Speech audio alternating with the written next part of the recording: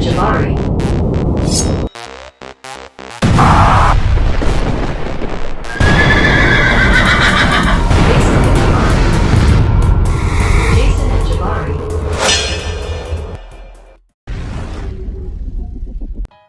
What's up, guys? This is Jason from the Jason&Jabari Gaming, and today we have War number 4. We're up against Dual Nation. I don't think I've faced these guys before, unless there's some sort of a name change,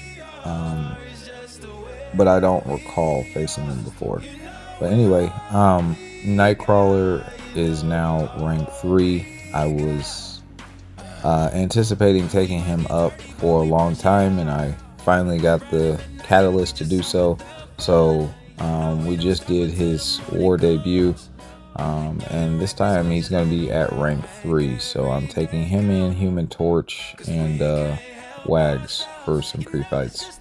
Even though my Wags is rank 5, Sig 200, I just haven't had the opportunity to use him in war. So we're going to be starting up path 5. We have this rank 3 Wong. I'm going to place the first House of X pre-fight, so that way I can still parry, stun him passively when I knock him down when he goes debuff immune. So we're going to be using Human Torch here, and we're just supposed to nuke him down. I can't remember if I used any gray boost or not. Yeah, I did. So Torch is kind of squishy, so just to mitigate some of the block damage that I've anticipated taking on this fight, I just put on a combat regen, because I seldomly use those. You see he's already down to less than 50% of his health, and it's been about 20-ish seconds. So yeah, so he's gonna go down. I was only planning on throwing a special 3 in this fight, but I guess we didn't even get there. Yeah, down he goes, 100% health due to that combat regen. Next up we have this Nick Fury. I think this is on the ebb and flow knockdown. I replaced my science power backs with mutant power backs. I think in the next war I only used the actual extra damage ones. I don't think I used, well, actually no, I take that back. Maybe I used the power back as well, because I use Apocalypse next war, I think. Yeah. But anyway, so we're just building up our prowess here, trying to get a couple parries. Then I'm going to hit into his block. Then we're going to switch our stance. This is the one where if he heavies, you can't punish, which I actually didn't realize, because I haven't taken this node in a while. It's not the biggest deal in the world, but I just didn't know that.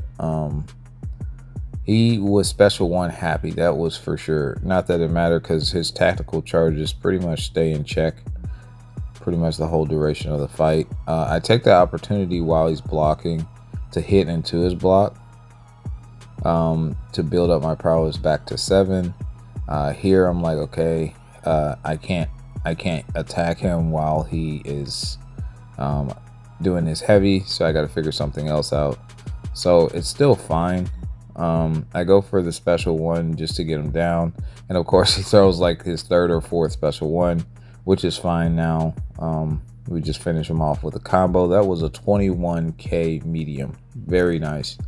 All right, here we had Massacre. I did not record, I don't know why. We dropped him in under a minute with Nightcrawler.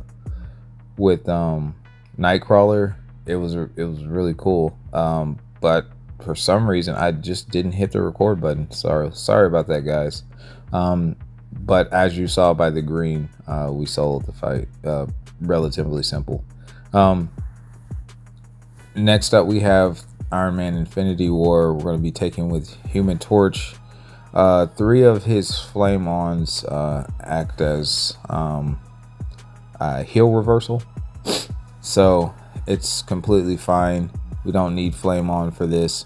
One thing I do during this fight is I take his not only medium attacks, but his special one on the block. As you'll see, the reason for that is to increase his incinerate damage. So every time I'm going to take his special one on the block.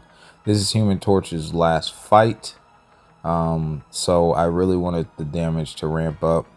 So I'm just baiting out his special ones and taking them on the block. And this is what I mean by Human Torch is squishy. Like, he's taking a lot of block damage already. But I know this is his last fight, and I know exactly what I'm doing. This is intentional. I didn't want to use dexterity a lot anyway due to the node. And if you gain buffs, they gain that regen, which they will. But still, if we can avoid it, then why not? Because at one point, they could go unblockable. I don't think he does, but he could. I just start backing off here. I think this will wrap it up for him. Oh, I thought it was. I did a heavy there because I got a little nervous because I almost forgot you can't. Well, you can, but you better be super lucky if you attack into him under 15%. All right, next up we have Kate Bishop. This is our first mini. This is on the One Eye Open. I haven't taken Kate Bishop here this season. I don't think it really matters. I think I end up going with a Power Start 1. If I recall correctly, yeah, this fight gets a little sketch. And I need to see why. So I do start off with the Power Start 1. And I'm going to try to build up my prowess to kind of shut her down. I think I do a decent job at that. We'll have to see. I switch my stance, throw off the special one, and yeah, so she has her indestructible. She's up to 2. Yeah, I get it down, but I don't want to attack into her. I think at 3 prowess you could shut her down and you could attack safely like I did there.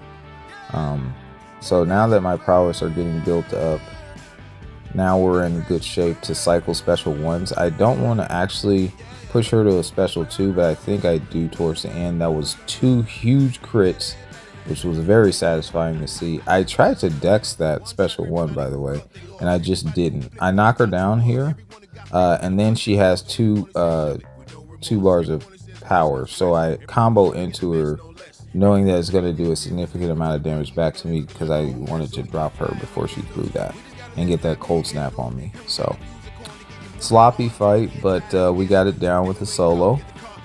Next up we have Zemo, and he's on the Hazard Shift Shock Incinerate.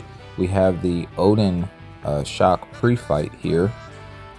So yeah, the idea here was just to nuke down the fight in my mind. And we're going to see if I'm successful at that or not. I did have an unfortunate situation with Zemo last war, so go check that out if you already haven't. But this is a new war, so he's on a different node as well. But yeah, we're just going to try our best. I'm going to try to get my prowess up, I think. It's starting off on Incinerate. So on Incinerate, I'm hitting into his block a lot, which actually helps, obviously, with the tactic. And now that we're on Shock, I intercept with his SP1. I switch my stance. He throws his SP1.